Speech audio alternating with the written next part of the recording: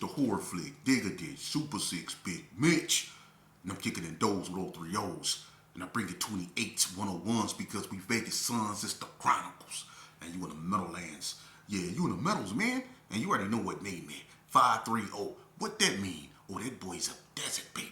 Oh, yeah. Yeah. Hubba Dub Scrub, 22-inch gold Dana Danes, and Big Bolo Yang. I can never sit on my claims, man. Welcome to Vegas Chronicles with the whole Super Six, Mr. Digger Ditch, Big Mitch. And today, like any other day, y'all know what we do. We kick action with factions with no additives, no preservatives, just raw and uncut like what? Like summer sausages and crackers. You already know. Shout out to everybody that's been rocking with me. Shout out to everybody that's been supporting Vegas Chronicles, man. You know what I mean? Brick by brick, we building it. I don't seek to have no big, extra large platform. All I seek to do is change one youth life. If I can just reach one, I done my job. Straight up. But anyway, let's jump right off into it. You know, I want to send a special shout out to my little Brody, Brandon Johnson, man. He really be staying tapped in with me, man. And, you know, I want to give him his flowers, man. You know, he a good little youngster, man. I'm glad he's staying out of trouble.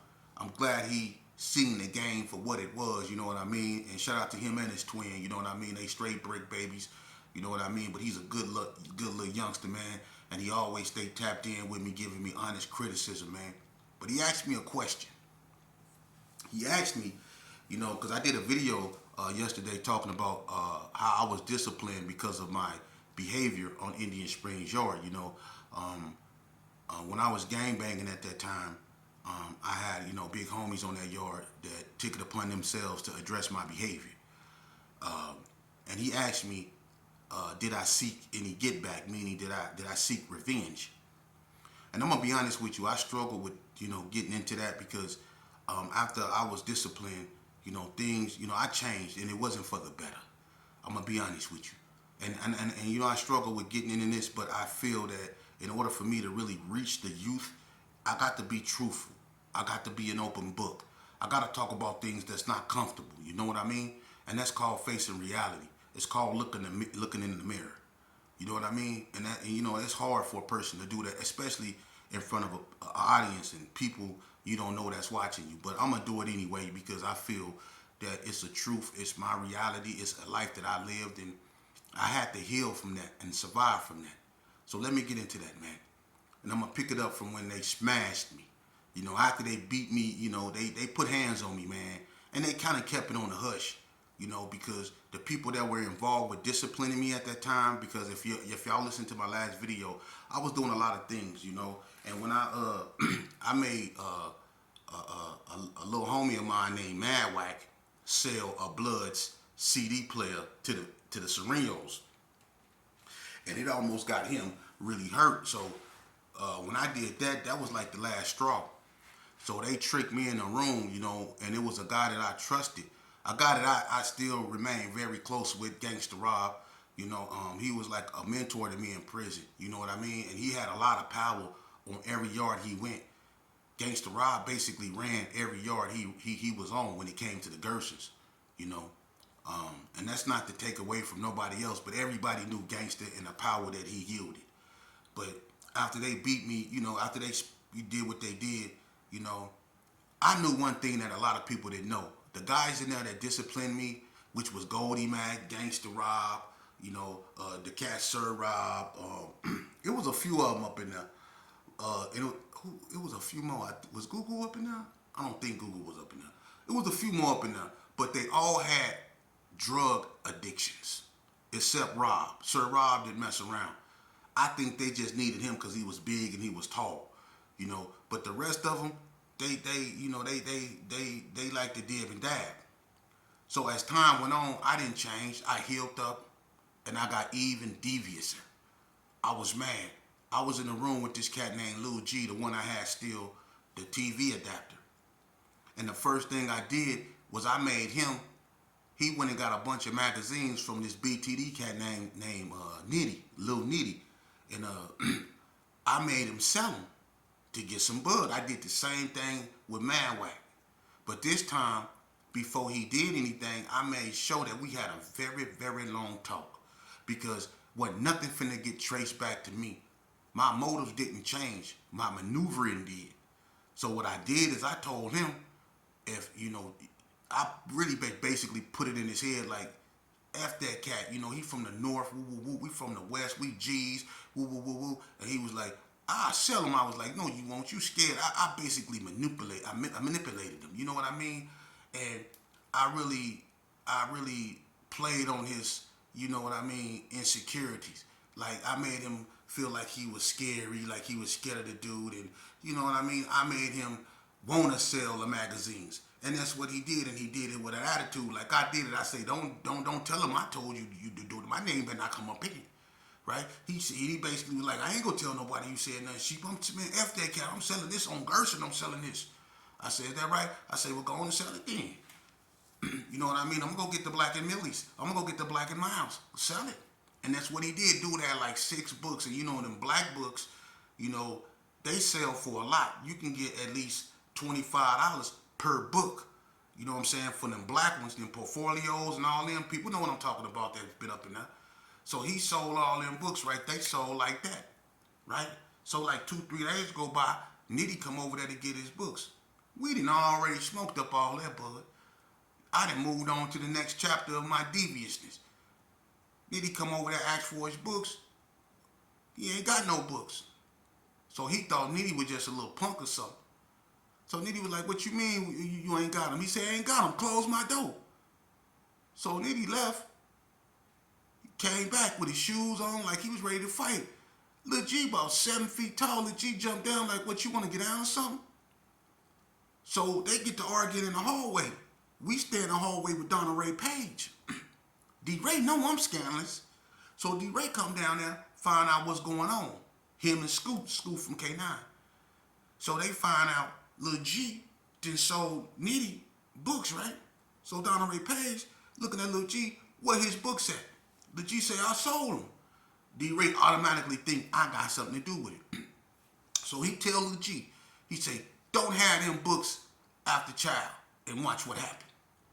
He said, you better have them books after child, right? Lil G might sell it.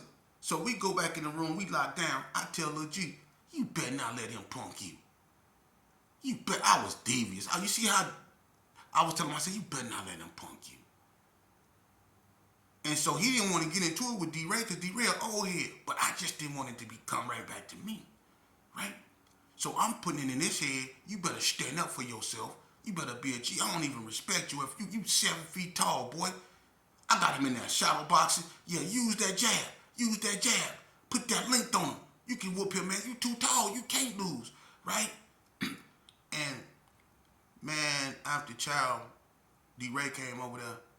D-Ray say, you got them books? He said, no. D-Ray said, you think I'm playing with you? He said, I ain't got no books. So Nitty standing at the door looking at D-Ray like, man. So D-Ray left. He went to his room.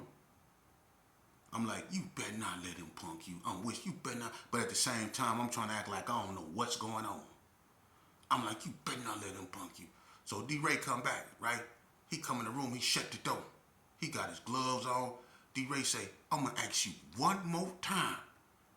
Do you got those books? He said, and he had his hands in his coat. And I'm looking, and I'm like, hold on, D-Ray, let me get out the way. So D-Ray looking at me like, I know you got something to do with this sheep, and I ain't trying to make no eye contact with him. You know what I'm saying? Because I know I got something to do with it too. But I ain't finna get involved in that. So he walked up on Lil G. I swear to God, everybody remember this. So he said, you ain't got them books? Lil G say, no. D-Ray fired on him. Boom! Now this cat here is 7 feet tall. I'm thinking he finna max D-Ray out in the room, right? I'm standing back waiting on Lil G to perform. He didn't even fight D-Ray back, man. D-Ray beat that boy down beat him down. This dude 7 feet tall, D-Ray beat him down. Beat him down. Was jumping on the cat. I'm like, God, I grabbed D-Ray beat him down. Nitty looking in the window watching D-Ray match the boy out. I don't help him. I don't help D-Ray discipline him. That's how they knew I had something to do with it, because I was supposed to help D-Ray discipline him, right? I don't help him. So D-Ray beat him up real bad, bust him open. He bust him open, right? So now he can't go to dinner. So he got to stay back for dinner, right? D-Ray and him leave. I stay back. I help him clean himself up. Now I'm getting nervous. I'm like, man, you better not tell him I had nothing to do with it. And he basically like, I'm not. D-Ray came over there and told him, you know, it ain't over with. Tomorrow we having a meet and they go deal with him, right? So I'm like, man, I can't let him make it to this meeting. Cause it's gonna come out I had something to do with it. So we in a room, right? The whole time I'm thinking, I can't let this cat go to this meeting, man. I can't. Because if it come out, I had something to do with it. So I had to come up with a way to get into it with this cat. I'm telling y'all the truth, man. This how evil I was. I had to come up with a way to get into it with the cat, right? So the whole night, I ain't saying nothing, but I'm worried. I'm smoking cigarette after cigarette after cigarette after cigarette. So I come up with a reason to get into it with him. I say, I jump up, I say, why you ain't fighting back? Right? He was like, man, what you mean? I say, why you ain't fighting back? I told you to put that jab on him. I told you got length. I told you tall. Why you ain't fighting back? Why you just let him? And I'm acting like I'm mad, like he disappointed me, like, whoop, I have faith in you. And I was like, you was supposed to be stomped out right, and you in the room with me. He like, man, that's the big homie, man. I don't, man, I don't wanna. And he was just tired, man. The man that got beat up, he got put in a situation he didn't want to be in. This the second time I done made him do something, right? So I could just tell he just wanted to be left alone. But I couldn't leave it alone because if they had that meeting, I'm done. I'm through, right? So I'm getting mad. I'm trying to make myself mad, right? So he laying on the bed. He on the top bunk. I'm standing up, and I'm telling him, over and over, why you ain't fighting him back? And I'm getting madder and madder, right? So he like, man, I ain't want to fight him, man. So I'm looking at him, and I can just tell. I can tell he gonna tell on me. So I ain't gonna lie, man. When he wasn't paying attention, man.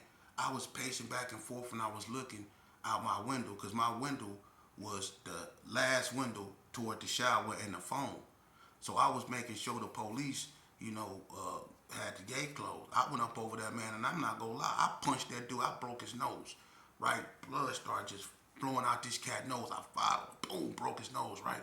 So now I got to clean up another mess, and I'm telling him he better not say nothing, right? So now his nose all swole up and messed up and stuff. He can't go to no meeting like that. He can't go to the kitchen like that. D-Ray just jumped on him. Now I did that, right? So we get him together. His nose messed up and he in pain all night. He like moaning and stuff like that. So I told him, I said, man, you better come up with something. You better come up with something, man. You better not tell him, but he looked beat up, right? So I was like, man, you better come up with something, man. I don't know what you gonna do, but you better come up with something. So he rolled out the bed, boom, fell. He rolled out the top bunk, and he big. He rolled, boom, and fell. I got the bellman on the door. Officer! Doom, doom, doom, doom, doom, doom, officer! They come down there. His nose started back bleeding and everything, man. He landed on the floor. What happened? I said, man, he just fell out the bed. They get him up out of there. They roll him up. He don't say nothing. He don't tell nothing. They lock him up, put him back there in Unit 8. He gone, right? So now, they can't tell on me, right? I got away with it. But what he ended up doing is putting me on his enemy list so he couldn't come back to the yard. So I kind of got away with it, right? But that was my first move. And so after that, I got real devious. Real devious. TJ from Playboys, he moved in the room with me. We was in Unit 5, right? So what I started doing is I started going on the yard because the people that disciplined me, KP, Gangster, Junebug, Goldie Mac, all them cats, they got strung out. I raised my right hand to God. They was in the room doing what they was doing, but they was strung out. They was too caught up in that to be worried about what was going on the yard, and that was the opening I needed. You can ask anybody on that yard, and all I needed was a little help because I couldn't trust my homies because we was into it. I was doing, bad things. So what happened was I linked up with the Bloods. And what happened was the Bloods threw a meeting Everybody remember the meeting that was down there by Coach Willis' office. Honey Bell, B.I., Buddy Bud, Home Team, K-Loco, Corone. These the Cali Bloods. Bolo, Richie Rich, Davy Wavy, YT, Spark. It's a gang of Cali Bloods, right? Then you got all the Vegas Bloods. Boop, HK, Boo, Brian Jackson. It's so many Bloods on that, y'all. It ain't Amp Money, A-Wall, Twin, Preacher. It's a thousand Bloods on that yard. We go to the meeting. It was down there. It was me, Touch Tone, and Man Palmer. And that's the meeting where Earl from Paru, HK, got into it with Boo. And that's when the Gersons and the Bloods linked up on that yard. It was a lot of Gersons that wasn't with that didn't want no parts of that. Right? And it was because of whatever reasons. They just couldn't see themselves linked up with Bloods, and there was some Bloods that felt the same way. But we went to that meeting, and right then and there, you know, the alliance between the Bloods and the Gersons, and this was in 1996, I think. 1996, 1997-ish, I think. That's when the Bloods and the Gersons linked up on Indian Springs Yard. So now I had a little help. You know, I got the Bloods riding with me. K-Loco, my cousin. You know, Jesse Shepard, my cousin. Earl from Paru, HK, that's my cousin. So I got a lot of family on there that was going to ride with me anyway. But now I got them all in sync. So what I started doing is I started really bullying people.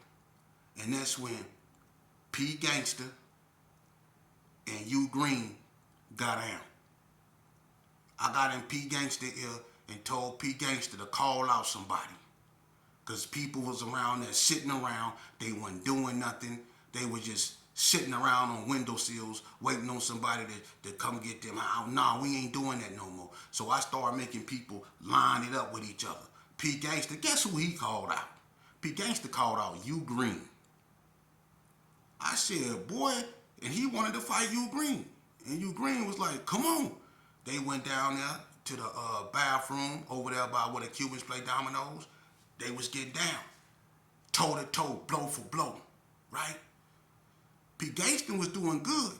I thought P. Gangster was finna pull an upset. They was going toe for toe. He had U Green on the ropes. Then U Green hit him with an overhand right on his button. P. Gangster fell right on his face. Boom, it was over with. It was over with. Then Count Spike, he started hanging out, you know, down there by Unit 3. He stayed over there. He was hitting, and he wasn't sharing. He told people he didn't have to get nobody nothing what he had, you know what I mean? So we was like, okay, is that right? So we shot Fly Love at him. Count Spike and Fly Love had to get down in the kitchen, in the school building. You see? Everybody was getting. This cat named Ed, his name was Ed, they called him Ed Lover. Never came out the unit, stayed in Unit 1. Only thing he was good at was making sandwiches. And I ain't gonna lie, he made a cold egg and ham sandwich, man. I ain't gonna lie, that was good. He used to toast the bread too. Hey, look, he used to toast the bread, man, and fry the egg and put the cheese on it. That thing was screaming. But he didn't do nothing else, though. That was besides the point. So look, we came down and got him. He never came outside. And when we came down to get him, he gonna come outside in his boxer shorts and his drawers and his shower shoes. He hairy as I don't know what. Like he coming like, dude, nah, these disciplinaries. He like, disciplinaries for who? Like he ain't finna get disciplined. Man, they went up in there, and when Drive-By came up out of there, all the skin on his knuckles was gone. They punished him, but this was stuff I was doing. And I wasn't doing it because I wanted the car to be tightened. It wasn't nothing wrong with the car. It was because I was mad I got disciplined. You see? And I wanted them to get disciplined. I was mad I got disciplined. You know? And before the incident with Lil G happened and I broke his nose, I made him get down with Gugu. Him and Gugu got out in the gym. He fired on Gugu. And Gugu choked him out. That's what I was doing. You see? I kind of lost it. I lost it, man. I had my own people fighting my own people, man. You know? And it got worse and worse. They put this one cat named, his name was Tony. He was real cool with the boy Riddler from 6-0. I don't know what type of, relationship they had, but they was cool. They put this cat in the room with me, right?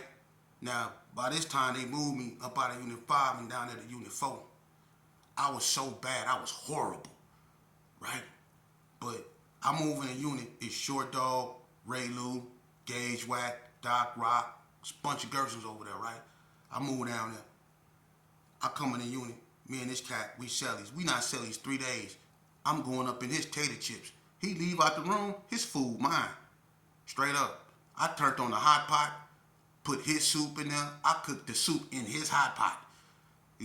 Opened up his jalapeno chips and was sitting there eating his food. He came home. Man, you been in my stuff? I sure have. That was me. So he go down there and he tell a boy Riddler, hey man, this cat been going up in my food, woo, woo, woo. You know what I mean? So Riddler was like, well, handle that. Right? But Riddler in the room with Gangsta Bo. Gangsta Bo, my partner. Gangsta Bo come down there and say, hey, let's sheep dog. Hey man, yo, Sally down there telling Riddler, man, you going up in this stuff, man, talking about you go up in this stuff one more time, what he gonna do to you, homie? You know what I'm saying? What? Okay. So when we go back in the unit when we locked down, I say you went down there and told Riddler that you was gonna do something to me if I go in your stuff. He was taking he was peeing. He was like, he looked over his shoulder. He was like, no, all I said, and I stood up. I was like, you said what? And when he got through pissing, right, and he flushed the toilet, he turned around and said, you said what? He said, man, all I told him is I don't want you. And when he turned around, I fired on him, right? So we got to fighting in the room. I got to mixing them up. He couldn't do nothing with me. He was one of them old dope fiend looking dudes that probably was on Fremont somewhere. I was in there moving them around up in that room. Whooping them, putting them over here, moving them up over there. Now, come here, whooping them, beating them. Man, I was whooping them up in there. I beat them down, right? So when the door was open, he run down to the Riddler. Man, he jumped on me. Give me some woo-woo, doing all that, right? So Gage come to me, what's going on? I go down there. I say, you can't go get nobody from me, partner. You can't go get nobody from me, partner. So he come out the room, and Riddler was like, man, I don't know what's going on. I walked right past Riddler. Gangsta Bo and Riddler was right there. I walked right past Riddler, and Pootie Mac was right there. I walked right past Riddler, walked right up on that dude, fired on him again. Gage Wack fired on him, and me and Gage Wack just put them all in right there. Riddler they didn't do nothing because they couldn't save him. That wasn't 6-0 business. This dude wasn't from 6-0. He was just cool with Riddler, but Riddler couldn't save him. We put them all in, but that was just me. But what did he do? He didn't do nothing. I went in that man's stuff and I was eating that man's food. But this became my behavior. I was getting into it with people. I was going out my way. Me and Sneaky 3 from Donna Street, we had a fight. I bit Sneaky 3 in his back and I wouldn't let go. I bit him. And I wouldn't let go. I bit him. Me and P-Rock from ABM, we got into it. I was just clashing with everybody. I was clashing. And one of the things I regretted the most is me and Man Bummer, because we was jumping on everybody. We felt everybody had to get it. And one day, me, him, and Short Dog was in the gym. And when we walked in there, Short Dog had this ring. It was this big old ring. Big old nice ring. Everybody on the yard wanted this ring. And Mad Bummer was trying to get it. And Short Dog wouldn't sell it to Mad Bummer, but he told Mad Bummer he can wear it on visit. But Mad Bummer wanted it. Mad Bummer was doing his thing, but it was no amount of nothing he could get Short Dog to get that ring. So Mad Bummer decided, hey, let's take it. And me being devious, I didn't care about nothing and nobody. And Short Dog and Mad Bummer is two guys I grew up with. I love these two like brothers. But at that time, my mentality, I was gone, and that's what I'm trying to tell y'all. This gonna have to be a 2-part series because what ended up happening to me, behind my behavior after this, y'all gonna want to know about that. But what happened was me and Bad Bummer tricked Short Dog into the gym.